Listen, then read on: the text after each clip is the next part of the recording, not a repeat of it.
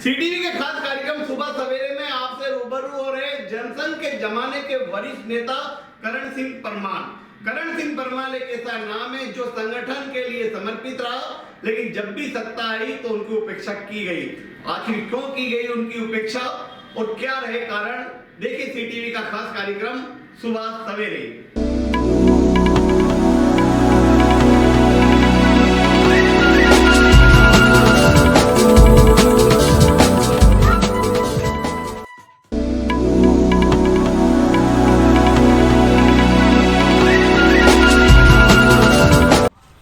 नमस्कार नीमच, सीटीवी के खास कार्यक्रम सुबह सवेरे में हम पहुंचे हैं भाजपा के वरिष्ठ नेता श्री करण सिंह परमार के निवास पर। आज उनसे जानेंगे कि वे भाजपा में लंबे समय से रहे और लगातार सेवा करते रहे, लेकिन जब अवसर आया तो उनके साथ उपेक्षा की गई। आखिर क्या रहे कारण कि यह स्थिति बनी, और साथ ही उनका एक योगदान भारतीय जनता पार्टी में आज से नहीं बल्कि जनसंघ के जमाने से। स्वर्गीय लाला राम जी परमार साहब जो नीमच में संघ के प्रचारक रहे, उन्होंने नीमच में भाजपा की एक जमी तैयार की। श्यामा प्रसाद मुखर्जी और पंडित दीनदयाल उपाध्याय के साथ ही खुमान सिंह शिवाजी और लक्ष्मी नारायण पांडे के साथ कार्य करते हुए उन्होंने जीवन भर संघर्ष किया और उसी संघर्ष को आगे बढ़ाया करण सिंह परमार ने। कभी पद की लालसा नहीं रखी, लेकिन जब पद देने का मौका आया तो उनके साथ छल किया गया। आखिर क्यों हुआ ऐसा, पूछते हैं। भाई साहब, सीटीवी में आपका स्वागत है। हमारा खास कार्यक्रम है सुबह सवेरे। हम बचपन से देखते आ रहे हैं कि भाजपा का हो या जनसंघ हो, आपका परिवार पूरी तरह से समर्पित रहा है। कभी पद की लालसा नहीं रखी, कभी संगठन में भी कोई पद नहीं लिया, लेकिन जब अवसर आया तो इस तरह की राजनीति एक समर्पित कार्यकर्ता के साथ कैसे हुई? देखिए सोन जी, मैं एक बात बताऊं आपको। पहली बात तो मैं धन्यवाद दूंगा सवेरे कार्यक्रम में आप पधारे हैं मेरे निवास पर। जी। जीवन की एक संघर्ष और उसके एक बलदेवी पर मेरा परिवार चढ़ा। जी। अंग्रेजों का शासन था। जी। 1941 के अंदर चूंकि पिताजी, मेरे दादाजी मेजर हुआ करते थे, पिताजी अंग्रेजों के समय बंदूक लेकर के निकल गए कि राष्ट्र प्रेम उनके जाग गया, और वो 1941 के अंदर नागपुर से राष्ट्रीय स्वयंसेवक संघ के प्रचारक बनकर निकले। और मैं इस बात का गर्व करता हूं कि मैं उस परिवार का व्यक्ति हूं, उस परिवार का बेटा हूं कि मेरे पिताजी मध्य भारत प्रांत के सबसे पहले 1941 में देश की आजादी के पहले के प्रचारक आए। सबसे पहले वो धार आए, फिर रतलाम आए, और मंदसौर जिले के सबसे पहले जिला प्रचारक बने। और उन्होंने अपना ये कार्य क्षेत्र बड़ा किया, और इतना बड़ा किया कि मध्य भारत प्रांत में उन्होंने 23 संघ के विस्तारक निकाले, जिनमें सुंदरलाल जी पटवा, वीरेंद्र कुमार जी सकलेचा, खुमान सिंह जी शिवाजी, जगदीश भाई खंडेलवाल, ऐसे अनेक नाम में गिना सकता हूं, जिनको उन्होंने संघ की विस्तारक योजना में लाकर खड़ा किया। और फिर वो जनसंघ, और जनसंघ के बाद भारतीय जनता पार्टी, और इस ताकत के साथ इस जिले ने 2 मुख्यमंत्री दिए। अच्छा, ये आपका जैसा कि बाबूजी का इतना संघर्षपूर्ण जीवन रहा, उनके बाद के लोग मुख्यमंत्री तक पहुंच गए, विधायक बन गए, मंत्री बन गए, और आपका जीवन भी बहुत संघर्षपूर्ण रहा। तो राजनीति को आपने उस तरह से नहीं लिया जिस तरह से लेना चाहिए था, क्योंकि संघ में समर्पण की भावना सिखाई जाती है, संगठन की भावना सिखाई जाती है, लेकिन संघ में आप भी रहे, संघ में दूसरे भी लोग रहे, तो वो लोग तो बहुत आगे निकल गए राजनीति में, आप लोग पीछे रहे। देखिए, राष्ट्र और राष्ट्र निर्माण थी, ये एक पारिवारिक व्यवस्था मेरे पिताजी के और मेरे जीवन में आई। हमने कुछ मांगा नहीं। और एक छोटी सी घटना मैं बताऊंगा। ठाकरे जी तो मेरे पिताजी के बाद इस क्षेत्र के अंदर आए।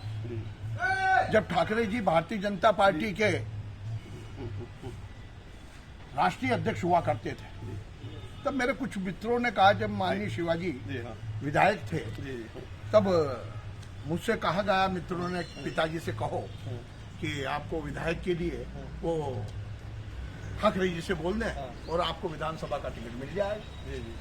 मगर पिताजी के पास जब गए तो पिताजी ने साफ इनकार कर दिया कि अगर ये राष्ट्र धर्म निर्वाह है और इसे आगे बढ़ना है तो मैं इसकी सिफारिश नहीं करूंगा। नहीं तो चाहते पिताजी, और आज की जो समय निकल रहा है, चाहते तो ठाकरे जी से बोल देते और मैं आज से कम 5 बार से पहले का विधायक होगा। ये मैंने देखा कि मंदसौर विधायक यशपाल सिंह जी सिसोदिया साहब भी डॉक्टर पांडे के साथ रहे, वो भी विधायक प्रतिनिधि रहे, सांसद प्रतिनिधि रहे, आप भी डॉक्टर पांडे के साथ रहे, और यशपाल सिंह जी ने नगर पालिका अध्यक्ष रह लिए, 3 बार के वो विधायक विधानसभा का चुनाव लड़ चुके हैं।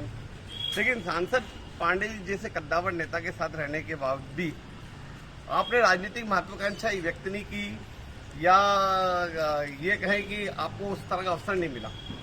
नहीं, अवसर वाली बात तो नहीं है, क्योंकि मैंने और मेरे पिताजी से जो सीखा कि लोगों को आगे बढ़ाओ। मैं माननीय जगदीश जी देवड़ा जो आज वित्त मंत्री हैं, उनको मंडल महामंत्री से रामपुरा से लेकर के आया। मुझे बड़ा मजा आया कि काम करने वाला कार्यकर्ता आगे बढ़ रहा है।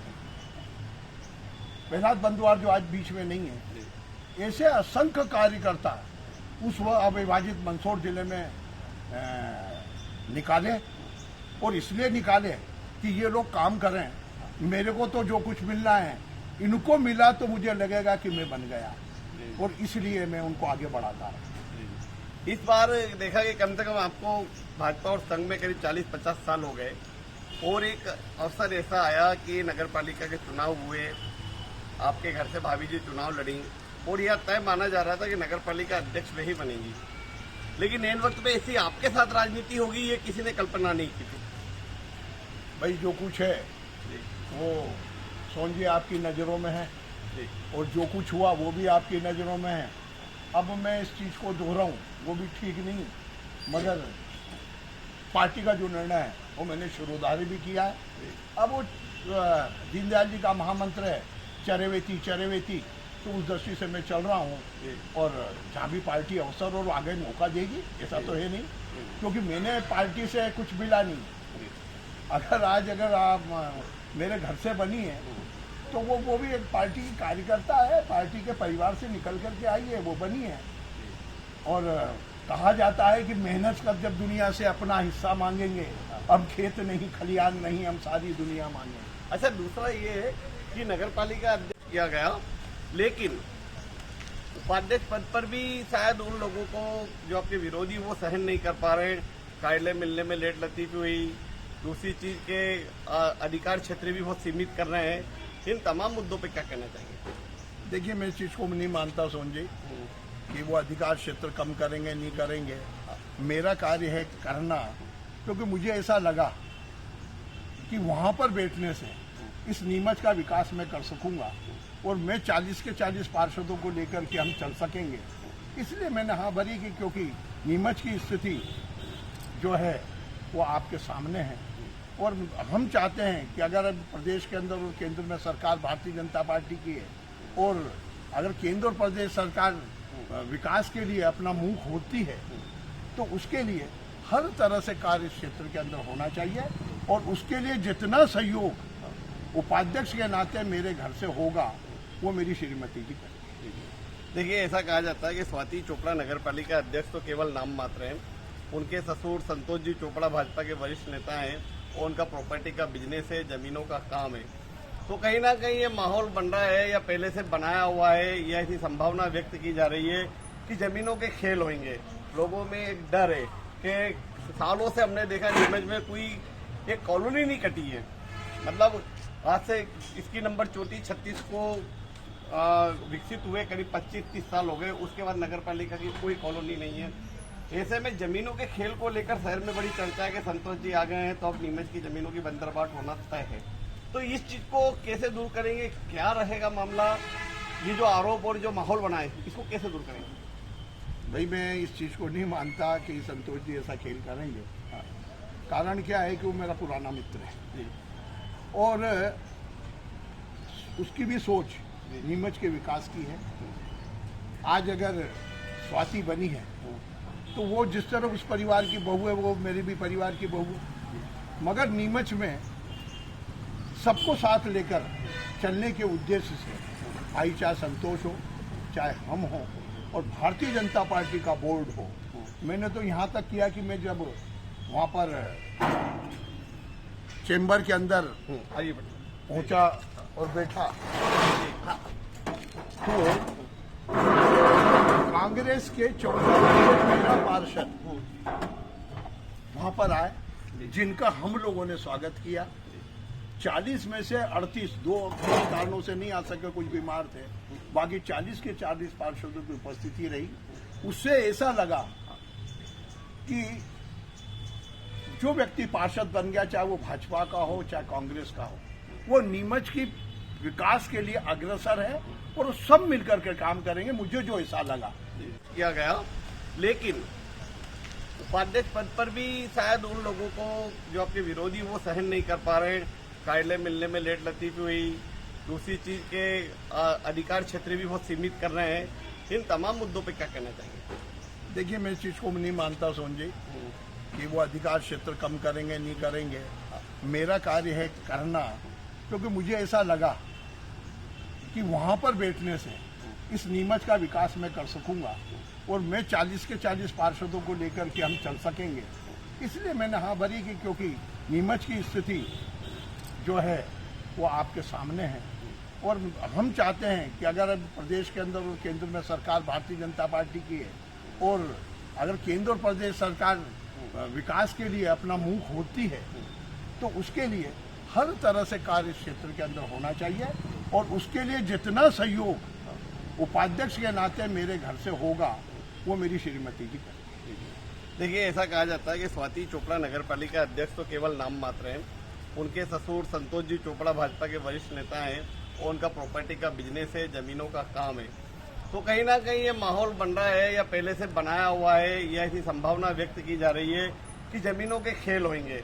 लोगों में एक डर है कि सालों से हमने देखा नीमच में कोई एक कॉलोनी नहीं कटी है। मतलब आज से इसकी नंबर 34-36 को विकसित हुए करीब 25-30 साल हो गए। उसके बाद नगर पालिका की कोई कॉलोनी नहीं है। ऐसे में जमीनों के खेल को लेकर शहर में बड़ी चर्चा है कि संतोष जी आ गए हैं तो अब नीमच की जमीनों की बंदरबाट होना तय है। तो इस चीज को कैसे दूर करेंगे? क्या रहेगा मामला? ये जो आरोप और जो माहौल बना है इसको कैसे दूर करेंगे? भाई, मैं इस चीज को नहीं मानता कि संतोष जी ऐसा खेल करेंगे।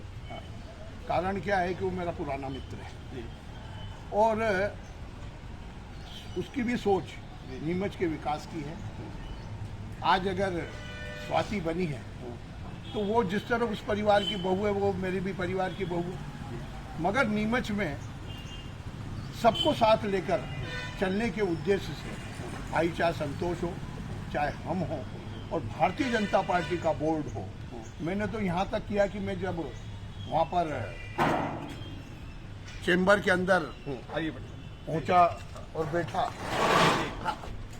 तो कांग्रेस के 14 पार्षद वहां पर आए, जिनका हम लोगों ने स्वागत किया। 40 में से 38 दो कारणों से नहीं आ सके, कुछ बीमार थे, बाकी 40 के 40 पार्षदों की उपस्थिति रही। उससे ऐसा लगा कि जो व्यक्ति पार्षद बन गया, चाहे वो भाजपा का हो चाहे कांग्रेस का हो, वो नीमच की विकास के लिए अग्रसर है और वो सब मिलकर के काम करेंगे। मुझे जो ऐसा लगा। अच्छा, नीमच में जमीनें बहुत हैं। बंगला बगीचे में जमीन है, खेतों में जमीन है, बगीचों में जमीन है और इन जमीनों को लेकर भी लंबे समय से इशू विवाद चल रहा है। अभी व्यवस्थापन बोर्ड बना हुआ है, लेकिन हमने देखा कि बड़े शहर बहुत विकसित हो रहे हैं। इंदौर में आईडीए कॉलोनी काटती है, उज्जैन में यूडीए कॉलोनी काटती है, वहाँ पे डेवलपमेंट अथॉरिटी है, लेकिन हमारे यहाँ कम से कम 35-40 साल से कोई कॉलोनी नहीं कटी है। निजी जमीनों के रेट बढ़ रहे हैं, निजी कॉलोनाइजर हावी हो रहे हैं। अगर नगर पालिका स्तर पे गरीब और मध्यम वर्ग परिवार के लिए एक नई विकसित कॉलोनी बनती है तो एक सौगात होगी। क्या ऐसा कोई प्रस्ताव या ऐसी कोई आपकी प्लानिंग है जिससे गरीबों को अपने घर का सपना साकार हो सके? देखिए, आपको एक बात बताता हूँ, इंदौर, उज्जैन और देश के अन्य नगरों में और नीमच में जमीन आसमान का फर्क है। जहां जहां भी अंग्रेजों की छावनी रही, चाहे वो नसीराबाद रही हो, चाहे वो महू का मिलिट्री फोर्स रहा हो, चाहे नीमच की छावनी रही हो, चाहे आगरा की छावनी रही हो, इनमें बहुत फर्क आया। कारण क्या था कि अंग्रेज लोग जब यहाँ से गए तो उन्होंने एक कंटोनमेंट बोर्ड बना करके चले गए देश की आज़ादी के बाद। और मेरे स्वर्गीय नाना ओंकार सिंह जी चौहान, जिन्होंने घंटाघर का निर्माण किया, वो सबसे पहले कंटोनमेंट बोर्ड के सेक्रेटरी हुआ करते थे। तो मैंने जो सुना है और देखा है और जहाँ तक जानकारी मिली है कि जो ये बंगले जब दिए गए अंग्रेजों के द्वारा, तो बंगला जो था वो एक निर्णायक व्यवस्था हो सकती है। आप काम करने वाले, मैं काम करने वाला हूँ। बंगले का जब अंग्रेज गया तो उस व्यक्ति के नाम पर करके चला गया, दिया तो ठीक है, नहीं तो कि तेने मेरी सेवा की है, मैं तेरे को देके जाता हूँ। मगर उसके बाद देश की आज़ादी के बाद जब कंटोनमेंट बोर्ड बना, हमारे जो जनप्रतिनिधि बने, उस वक्त उनको जो विचार करना था उन्होंने विचार नहीं किया। उसमें व्यवस्थापन ये आया कि बंगला तो उसको दे दिया, मगर खुली जमीन जो है वो आज भी कंटोनमेंट बोर्ड और वर्तमान नगर पालिका आपको बगीचे के लिए वो जगह दी है, क्योंकि आपको बेचने के लिए नहीं। अब इस व्यवस्था पर आपसे बंगला मैंने खरीद लिया, मेरे से उन्होंने खरीद लिया और उसके बाद वो बिकता चला गया। मगर स्थिति परिस्थिति जो बनी वो आज भी ठीक नहीं है और उसके लिए पिछली परिषद ने भी प्रस्ताव भेजा है।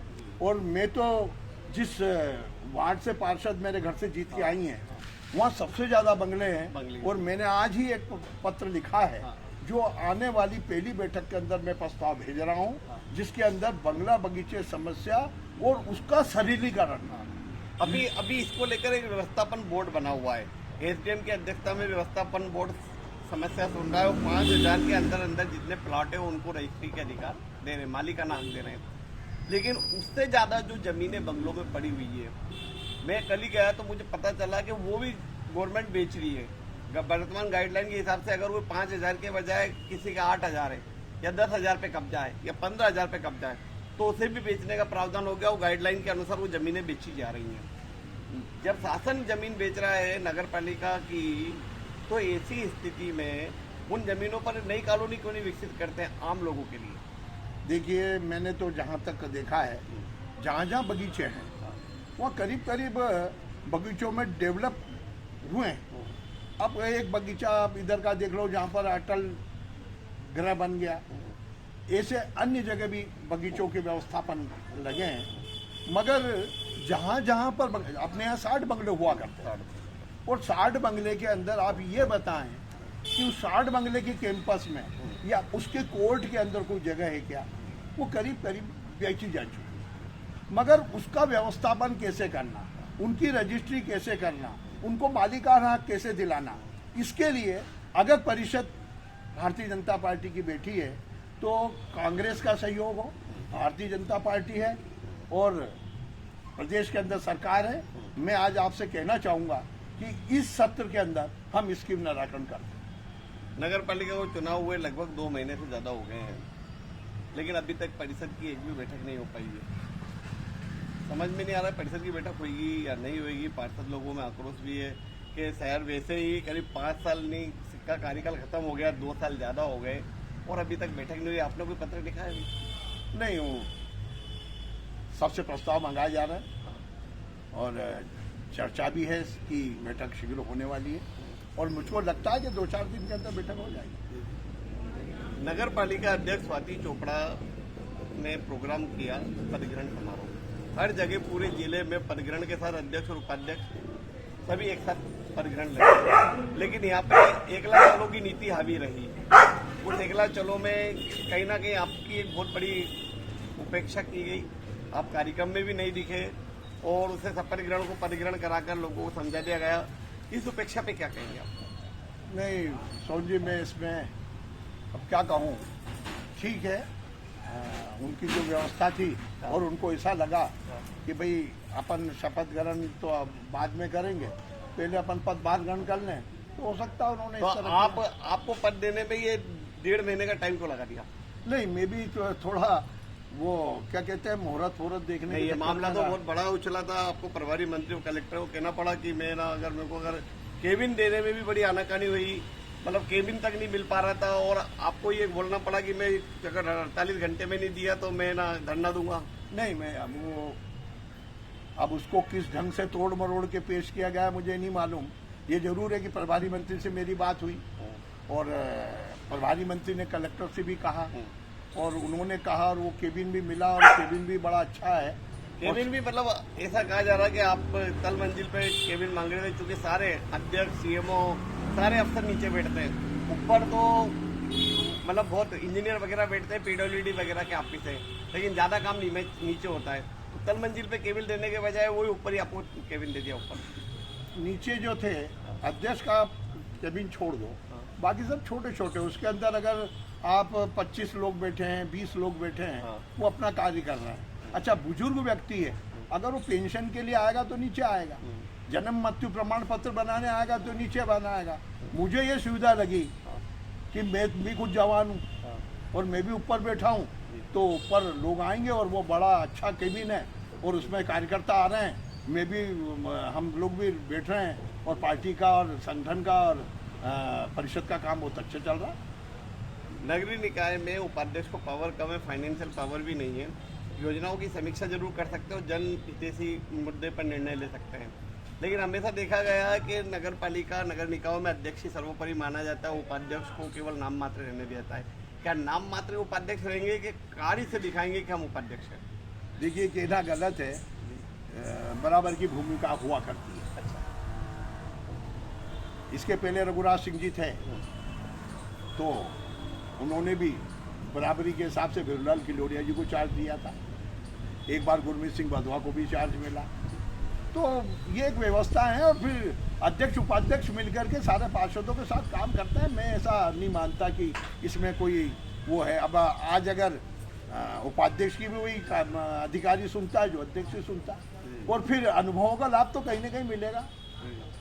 जिस तरह से संगठन में आप समर्पित रहे, उसके बाद राजनीति में 40 साल पहले आपको आना था, आप 40 साल बाद आए, और आने के बाद भी अब भी जो हालत बन रहे हैं, मुझे आपको कहीं लगता है कि अपनी जगह संतुष्ट है? देखिए, राजनीति तो मैं शुरू से कर रहा हूँ, मगर सत्ता और जनप्रतिनिधि की बात आप कह सकते हैं, मगर उसमें भी मैं नहीं आया हूँ। मैंने आपसे कहा कि मेहनत कर जब अपना हक मांगेगा तो खेत नहीं, खलियान नहीं, सारी दुनिया मांगेगा। तो मैंने अभी तक अपना हक मांगा नहीं है और मैं आज भी कहता हूँ कि हम अपना अधिकार मांगते नहीं, किसी से भीख मांगते। तो मेरा अधिकार तो आज भी बाकी है। ये तो परिवार का समर्पण है। ये माना जाए कि आने वाले विधानसभा चुनाव में विधायक पद की अपनी दावेदारी रहेगी उस अधिकार और उस हक के साथ। अब देखिए, पार्टी जो तय करे। मैं तो जीवन भर 3 बार मध्य प्रदेश का कोषाध्यक्ष रहा, इंदौर उज्जैन संभाग का प्रभारी रहा। सन 1982 में मैं मंदसौर जिले का, अविभाजित जिले का जिलाध्यक्ष रहा हूँ। तो संगठन ने जहाँ जहाँ भी भेजा है, जहाँ जहाँ भी काम दिया है, अभी मेरे को सेलाना दे दिया है कि आप वहाँ भी थोड़ी व्यवस्था देख लें। तो ये तो एक व्यवस्था है। आज पार्टी ने कह दिया कि आपको यहाँ चढ़ना है, तो हम तो फकीर हैं, झोला डालेंगे और निकल जाएंगे। बहुत बहुत धन्यवाद। तो आप थे करण सिंह जी परमाल साहब, जिन्होंने हर सवाल का बेबाकी से जवाब दिया, पार्टी के लिए समर्पित रहे, करीब 40-50 साल से भाजपा और जनसंघ में काम कर रहे हैं, और इतने लंबा समय अंतराल के बाद अब कहीं जाकर आपके घर से भाभी जी को नगर पालिका उपाध्यक्ष पद मिला है। लेकिन जहां करण सिंह परमाल का नाम आता है तो वहां भाजपा ने या जनसंघ ने वो नहीं दिया जिसके वे हकदार थे। अभी भी उम्मीद है कि कहीं ना कहीं संगठन और पार्टी उन्हें वह स्थान देगी जिसके वे हकदार हैं।